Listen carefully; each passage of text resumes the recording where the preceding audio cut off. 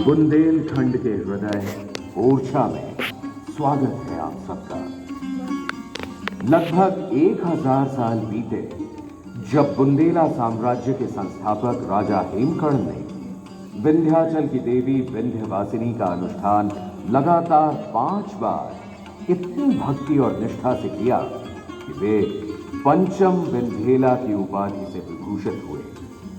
यही उपाधि विंध्येला वक्त के साथ साथ बन गई बुंदेला। 11वीं सदी से लेकर 13वीं सदी तक लगभग 200 साल बुंदेलों ने मोहनी जगम्मनपुर में राज किया। अगले 300 साल बीते गढ़कुंडार में। 1531 ईस्वी में हेमकर्ण और सोहनपाल के वंशज रुद्र प्रताप ने बुंदेलखंड की गद्दी संभाली और नए राजा को जरूरत महसूस हुई एक नई और ज्यादा सुरक्षित राजधानी।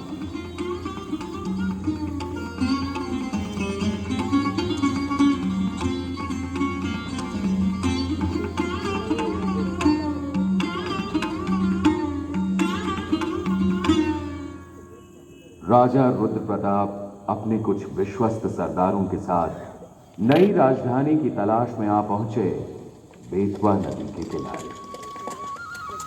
राजा रुद्र प्रताप को यह इलाका सुंदर और मनोहारी होने के साथ साथ शत्रुओं के दृष्टिकोण से अत्यंत सुरक्षित लगा और इसीलिए उन्होंने यहां अपनी नई राजधानी की स्थापना करने का निर्णय किया।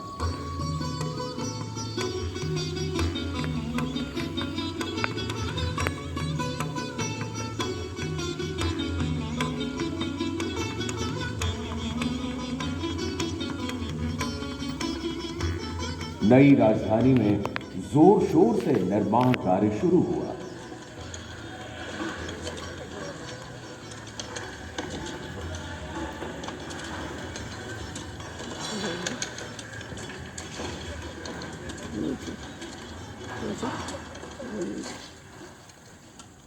महाराजा रुद्र प्रताप ने ओरछा की सुरक्षा के ख्याल से राजधानी के चारों तरफ एक विशाल दीवार बनवानी शुरू कर दी, लेकिन अफसोस वे स्वयं इन सब को पूरा होता नहीं देख पाए।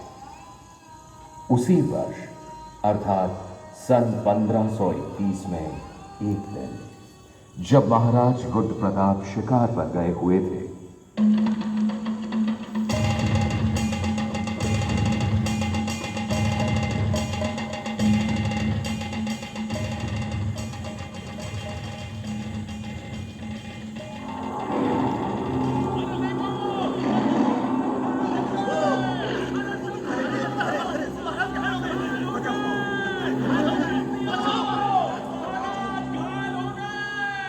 और वहीं एक लंगड़ी गाय को शेर से बचाते हुए रुद्र प्रताप का देहांत हो गया।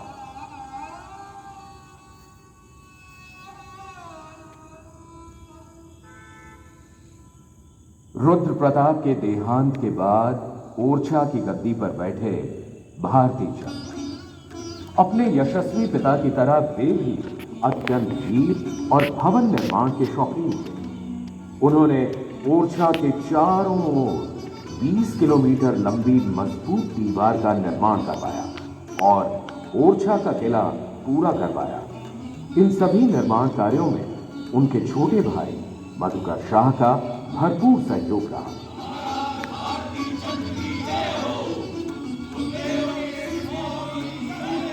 हंसी खुशी का माहौल था। तभी भारती चंद के प्रिय दोस्त और कलिंजार के सरदार किरीट शाह का दूत दरबार में आ पहुंचा। भारती चंद ने पूछा, क्या समाचार लाए हो कलिंजार के दूत? किरीट शाह कुशल मंगल से तो हैं? नहीं महाराज, हमारा राज्य बड़ी भारी विपदा में फंस गया है। शेर शाह सूरी ने अपनी विशाल सेना के साथ कलिंजार पर आक्रमण कर दिया है। मधुकर शाह, जी महाराज। फौज को तैयार होने का हुक्म दिया जाए। जल्द से जल्द कलिंजार के लिए कूच करना होगा और मधुकर, इस मुहिम का नेतृत्व करोगे तुम। जो आज्ञा महाराज।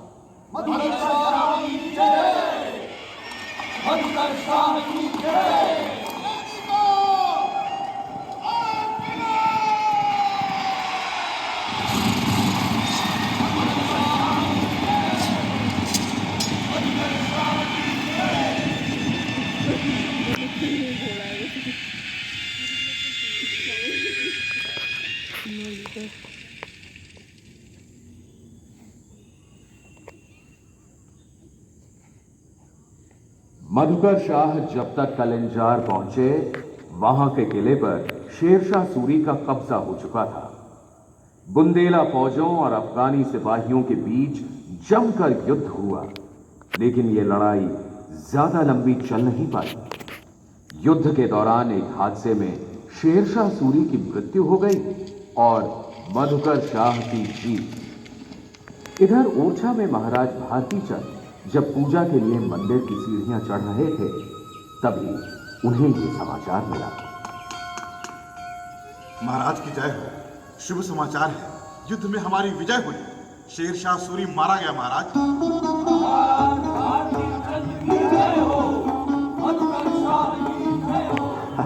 शिखर सिंह कक्का, पूरे राज्य में मिठाइयां बांटी जाए, गरीबों और ब्राह्मणों के लिए दान की व्यवस्था की जाए।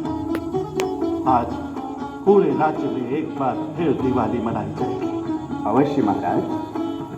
लेकिन महाराज, इस खुशी के मौके पर आपकी आंखों में आंसू हैं। कक्का, ईश्वर ने मेरी हर इच्छा पूरी की, सिवाय एक के। अभी तक रानी जू की गोद सूनी है।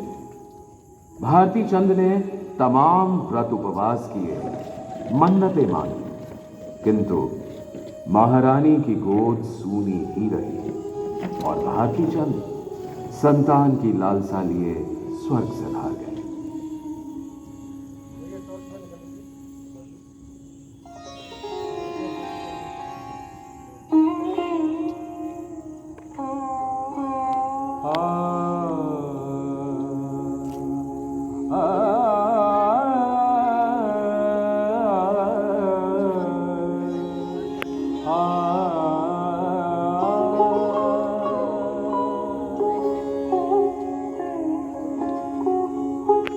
बोली ज्यों आए त्यों बोलक नाही ने मोसो कहा कछु चूक तिहारी।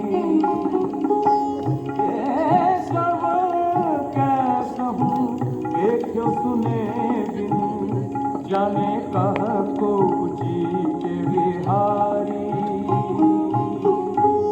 बोली ज्यों आए त्यों बोलत नाही नय मोसों, कहा कछु चूक तिहारी। केसव कैसहूं देखियो सुने बिन जाने कह को जी के बिहारी। सन 1554 में ओरछा की गद्दी पर आसीन हुए भारती चंद के छोटे भाई मधुकर शाह। कृष्ण भक्त महाराज मधुकर शाह की पटरानी थी राम उपासक गणेश कुंवरी उर्फ कमला देवी।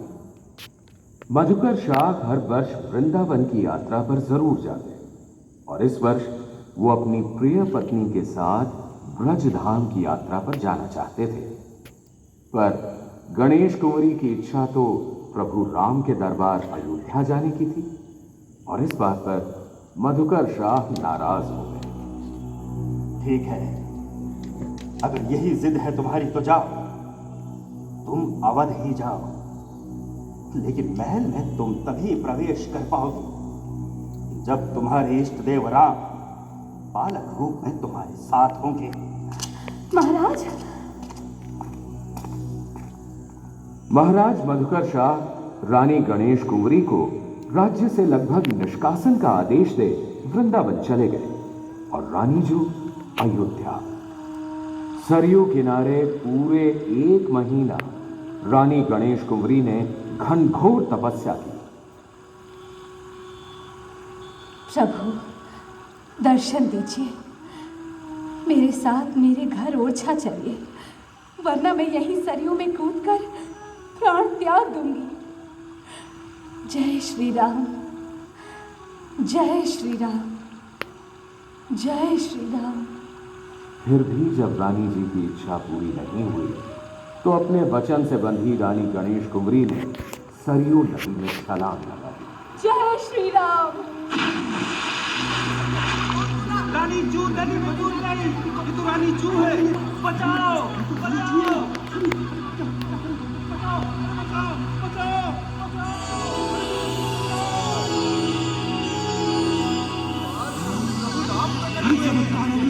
चमत्कार हो गया, चमत्कार हो गया। बाल रूप प्रभु राम प्रकट हुए हैं और रानी जू की गोद में आ बैठे हैं। गणेश कुंवरी की तपस्या सफल हुई।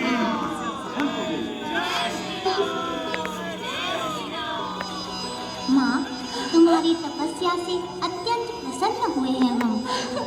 बोलो, क्या चाहती हो? प्रभु प्रभु, आपको मेरे साथ ओरछा चलना होगा, मेरे सम्मान और भक्ति की रक्षा के लिए। अवश्य चलेंगी माँ, किंतु हमारी भी कुछ शर्तें हैं। बोलिए प्रभु, बोलिए ना, आपकी हर शर्त स्वीकार है मुझे। पहली शर्त, यहाँ से ओरछा तक की यात्रा पैदल होगी। दूसरी शर्त, ओरछा में जहाँ एक बार बैठ गया वहीं रहूँगा, किसी दूसरे मंदिर में नहीं जाऊँगा। और तीसरी शर्त, मेरा मंदिर राम राजा के नाम से विख्यात होगा। प्रभु, मैं प्राण प्राण से कोशिश करूंगी कि आपकी हर इच्छा पूरी कर सकूं। तो फिर चलो माँ। चलिए प्रभु। जय श्री राम, जय श्री राम, जय श्री राम। ऊंचे आवास प्रतिध्वज आकाश, शोभा विलास शोभे प्रकाश। ऊंचे आवास प्रतिध्वज आकाश, शोभा विलास शोभे प्रकाश। अति सुंदर अति साधु, चिर रहित पल आदु।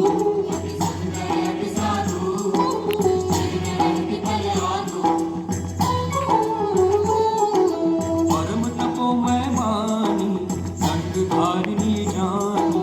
परम तपोमय मानी, संग धारिणी जानी। जब रानी साहिबा अपने बाल स्वरूप राम की प्रतिमा गोदी में लिए ओरछा पहुंची तो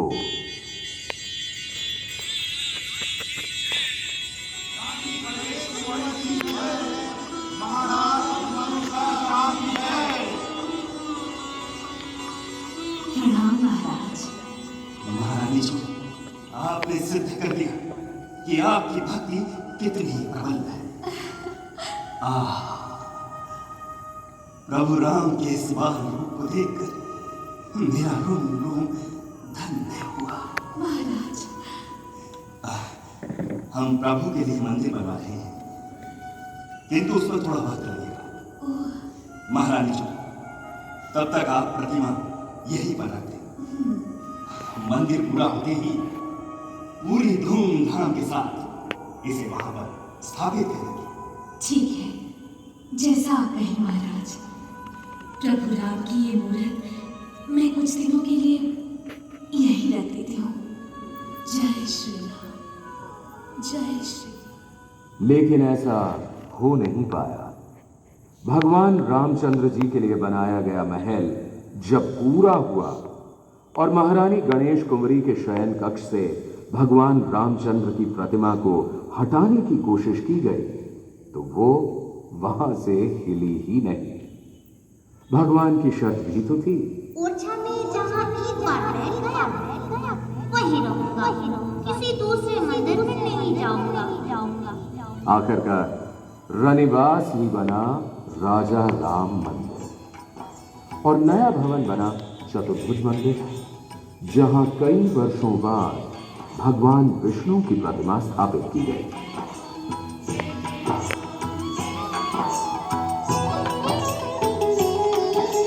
जगव्यापक राजा राम के दो निवास हैं साथ। दिवस ओरछा में प्रकट, शाम अयोध्या वास। जगव्यापक राजा राम के दो निवास हैं साथ। दिवस ओरछा में प्रकट, शाम अयोध्या वास। अपनी 6 रानियों से मधुकर शाह के 8 बेटे हुए। उनकी मृत्यु के बाद ओरछा राज्य 8 टुकड़ों में बंट गया। ओरछा बड़े बेटे रामशाह के हिस्से में आया, लेकिन बुंदेल साम्राज्य और ओरछा की तरक्की का सेहरा तो बंधना था मधुकर शाह के तीसरे बेटे वीर सिंह देव के सिर।